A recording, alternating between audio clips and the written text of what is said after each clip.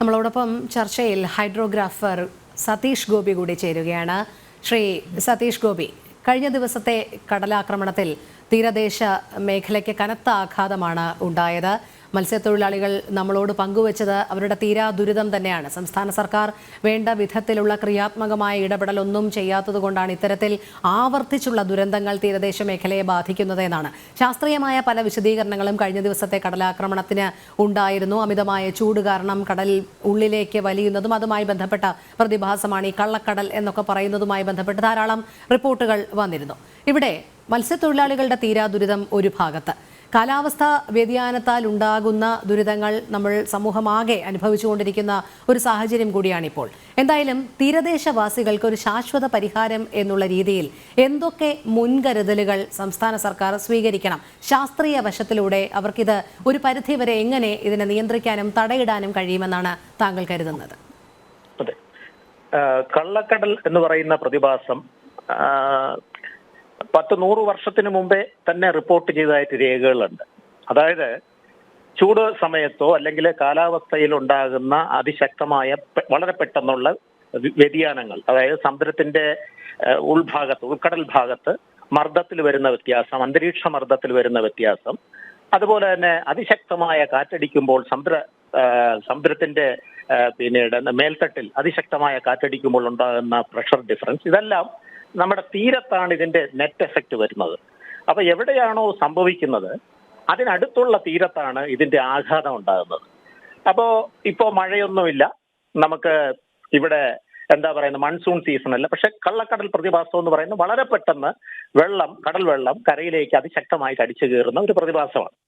ഇതുകൊണ്ട് ഏറ്റവും കൂടുതൽ ദുരിതം അനുഭവിക്കുന്നത് തീരത്ത് താമസിക്കുന്ന മത്സ്യബന്ധനവുമായി ബന്ധപ്പെട്ട സമൂഹമാണ്. അവർക്ക് കൃത്യമായ അറിയിപ്പ് കൊടുക്കുവാൻ നമുക്ക് കഴിയും, ഇന്നത്തെ സയൻസിന് കഴിയും. ഇതുപോലെയുള്ള പ്രതിഭാസം ഉണ്ടാകുന്ന സമയത്തിന് മുൻപ് തന്നെ അവർക്കൊരു അറിയിപ്പ് കൊടുക്കാൻ കഴിയും. അതായത് സമുദ്രത്തിലെ തിരമാലകൾ ഇത്ര മീറ്റർ, പിന്നീട് 1 മീറ്റർ അല്ലെങ്കിൽ 1.5 മീറ്റർ പൊങ്ങി വളരെ ശക്തമായി കരയിലേക്ക് വരാൻ സാധ്യതയുണ്ട്. അതുകൊണ്ട് വേണ്ട മുൻകരുതലുകൾ എടുക്കണമെന്നുള്ള അറിയിപ്പ് കൊടുക്കാൻ നമുക്ക് ഇന്നത്തെ സയൻസിന് കഴിയും. ഇന്ന് ആ സയൻസ് അത്രത്തോളം ഡെവലപ്പ് ചെയ്തതുകൊണ്ട് ഇന്നത്തെ ഗവൺമെന്റിനും കഴിയും, സർക്കാരിനും കഴിയും. ഇവിടെ നമുക്ക് അങ്ങനെയുള്ള അത്തരത്തിലുള്ള വളരെ പെട്ടെന്നുള്ള അറിയിപ്പ് കൊടുക്കാൻ കഴിഞ്ഞില്ല എന്നുള്ളതാണ് ഞാൻ മനസ്സിലാക്കുന്നത്. അത് നമുക്ക് എങ്ങനെ ഈ തീരദേശത്തുള്ളവരെ എങ്ങനെ സംരക്ഷിക്കാം എന്ന് ചോദിച്ചാൽ അതിനുള്ള ഉത്തരം എന്ന് പറയുന്നത്, കടലിൽ നമ്മളിപ്പോ മണ്ണെടുത്ത് ആർട്ടിഫിഷ്യൽ നറിഷ്മെന്റ്, അതായത് കടൽ തീരത്ത് കടലിൽ നിന്ന് തന്നെ മണ്ണ് ഡ്രഡ്ജ് ചെയ്തെടുത്ത് ഒരു പാത്തി ഉണ്ടാക്കുക. ഒരു മണ്ണ് കൊണ്ടുള്ള ഒരു പാത്തി ഉണ്ടാക്കുക.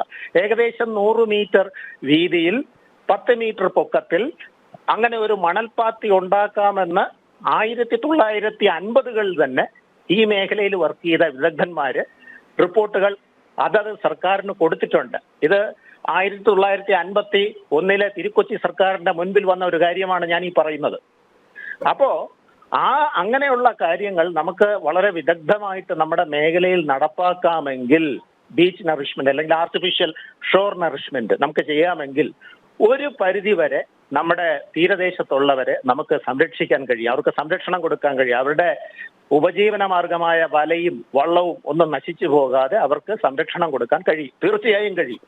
അങ്ങനെ ചെയ്യുന്ന തീരപ്രദേശങ്ങൾ ഇന്ത്യയിലുണ്ട്. ഇന്ത്യയിൽ ഇപ്പൊ അത്തരത്തിൽ സംരക്ഷിക്കപ്പെടുന്ന തീരപ്രദേശങ്ങളുണ്ട്. അത് നമ്മുടെ കേരള മേഖലയിൽ. അപ്പൊ കേരളം എന്ന് പറയുന്ന സംസ്ഥാനത്തിന് വിട്ടുകുറവാണ്. നമ്മുടെ തീരദേശത്തിനും വളരെയധികം നീളമുണ്ട്. തീരദേശമാണ് നമ്മുടെ മൊത്തം ഏരിയയിൽ ഏറ്റവും കൂടുതലുള്ളത്.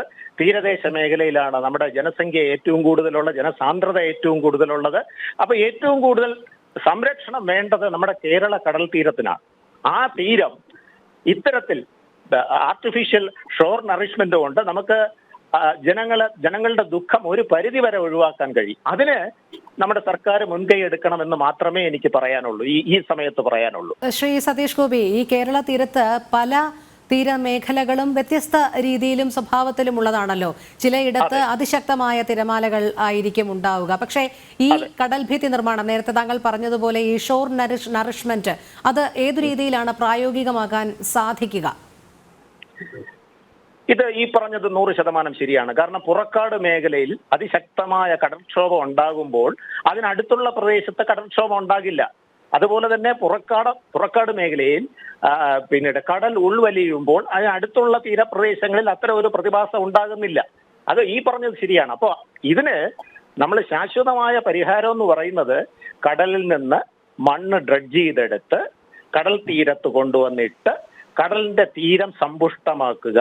അങ്ങനെ സമ്പുഷ്ടമാക്കുമ്പോൾ ഒരു പരിധി വരെ കടലിന്റെ പിന്നീട് എന്താ പറയുന്നത് ശക്തമായ വേലിയേറ്റം, അതായത് തീരത്തിലോട്ട് അതിശക്തമായി തിര അടിച്ചു കയറുന്ന ആ എനർജിയെ ന്യൂട്രലൈസ് ചെയ്യാൻ ഈ സമ്പുഷ്ടമായ തീരത്തിന് കഴിയും.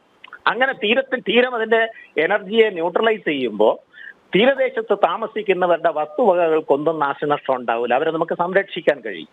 ഇത് കടലിലെ തിരക്കുഴിക്ക് അപ്പുറം നിന്ന് മണ്ണ് ഡ്രഡ്ജ് ചെയ്തെടുത്ത് ആ മണ്ണിനെ തീരത്ത് കൊണ്ടുവന്ന് നിക്ഷേപിച്ച് തീരത്തെ സമ്പുഷ്ടമാക്കുക. തീരത്ത് ഒരു 100 മീറ്റർ വീതിയിൽ ഒരു 10 അടി പൊക്കത്തിൽ മണ്ണിട്ട് നികത്തി മണലിന്റെ ഒരു പാത്തി ഉണ്ടാക്കുക തീരത്തിന് സമാന്തരമായിട്ട്. അങ്ങനെ ചെയ്തു കഴിയുമ്പോൾ തീരത്തിന് വരുന്ന ആഘാതമെല്ലാം, ഏറ്റവും കൂടുതൽ സമുദ്രത്തിൽ നിന്ന് വരുന്ന ആഘാതമെല്ലാം ഈ തീരം ഏറ്റെടുത്ത് അതിന്റെ എനർജിയെ ന്യൂട്രലൈസ് ചെയ്ത് അവിടെ ഉള്ള ജനങ്ങളെ നമുക്ക് സംരക്ഷിക്കാൻ കഴിയും. അതാണ് ഈ ഷോർ നറിഷ്മെന്റ് കൊണ്ട് നമ്മൾ ഉദ്ദേശിക്കുന്നത്. ഇത് ഇന്നത്തെ വികസിത രാജ്യങ്ങളെല്ലാം ഈ പരീക്ഷണം നടത്തി വിജയിച്ചിട്ടുണ്ട്.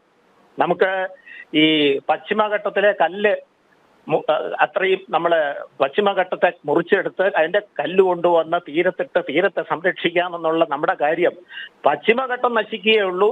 തീരം സംരക്ഷണം എന്ന് പറയുന്നത് വാക്കിൽ മാത്രമേ ഉണ്ടാവുള്ളൂ. ഈ കല്ല് കൊണ്ടിട്ട് കടൽ ഭിത്തി കെട്ടി തീരം സംരക്ഷിക്കുന്ന രീതി, അത് ഇന്ന് ഒരു വികസിത രാജ്യങ്ങളും ആ രീതി അഡോപ്റ്റ് ചെയ്യുന്നില്ല. അപ്പൊ അതിന് ഏറ്റവും നല്ല മാർഗം എന്ന് പറയുന്നത് ആർട്ടിഫിഷ്യൽ ഷോർ നറിഷ്മെന്റ് ആണ്. അതെന്ന് പുതുച്ചേരിയിലും വിശാഖപട്ടണത്തും അതുപോലെ മഹാരാഷ്ട്ര തീരത്തും കർണാടക തീരത്തും ഒക്കെ പരീക്ഷിച്ച് വിജയിച്ചിട്ടുള്ളതാണ്.